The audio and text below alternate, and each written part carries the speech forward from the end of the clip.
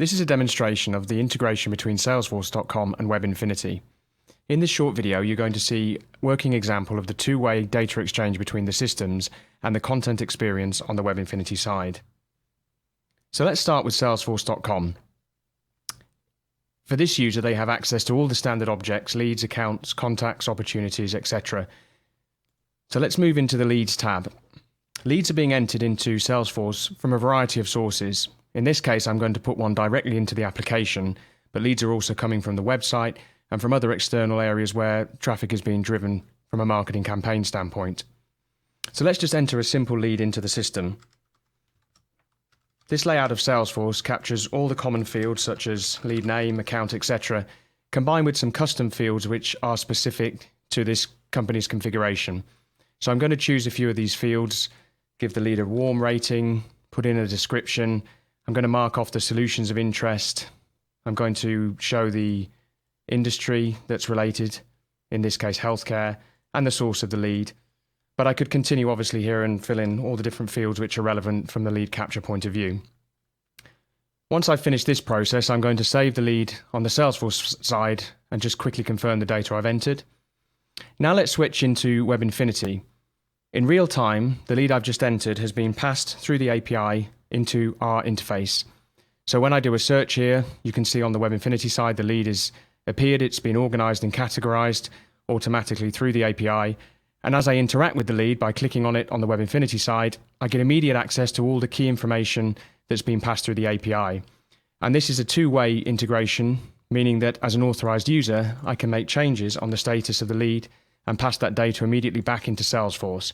So in this case, you see by changing the description field and the action status, I can immediately pass that through the API without leaving the Webinfinity application, return to Salesforce, and a quick refresh will show me the changes I made now coming back through the API as effectively instantaneously.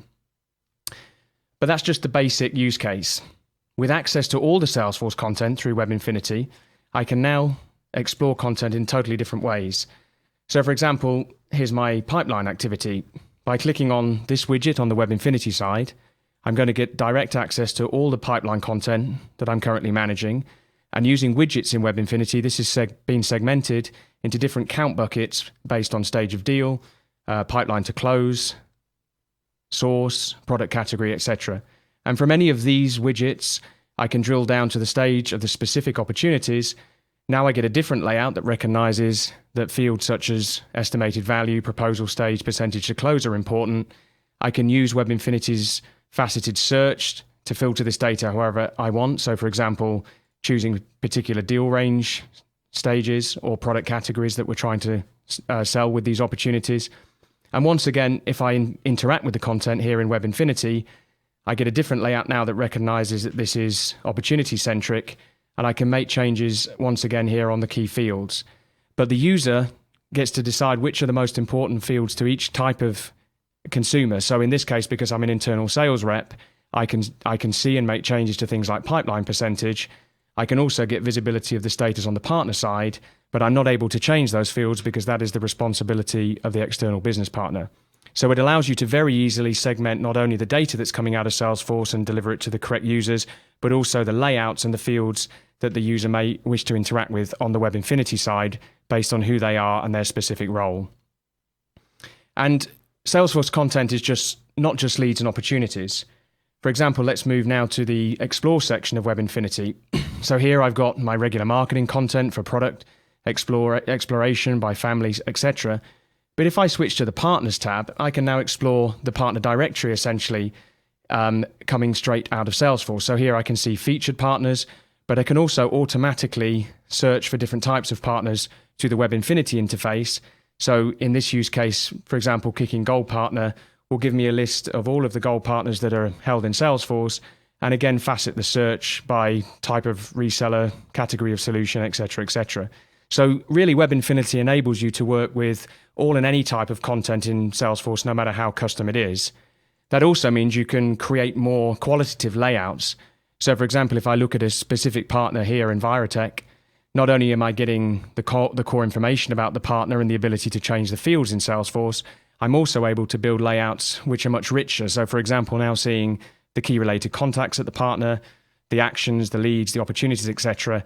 Again, a good proportion of this content is coming directly from Salesforce, but it's being augmented by the rich content experience in Webinfinity to combine the object with many more assets, such as marketing videos, contact data, and information coming from pipeline. So how is this done? Well, it's simpler than it looks. And to illustrate this, let me quickly highlight a couple of the administration features of Webinfinity. As you establish content types on the Webinfinity side, you can map them automatically to data held within Salesforce. So for example, here I can see that I have created as an administrator a specific type of opportunity content that's available to Webinfinity, and I've decided what fields I wish to use and which templates for which users, etc. But I've also mapped this content type directly to the opportunities held within Salesforce.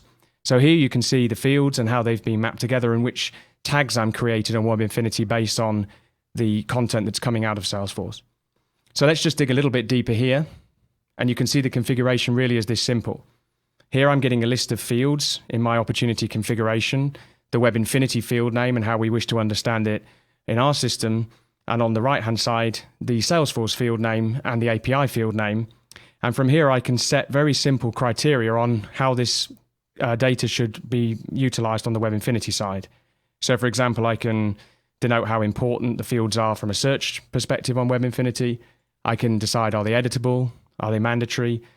Which fields to add and remove, etc. And if I quickly highlight the add new field function within our integration wizard, you can see that I have direct access here now to all the content through the Salesforce API.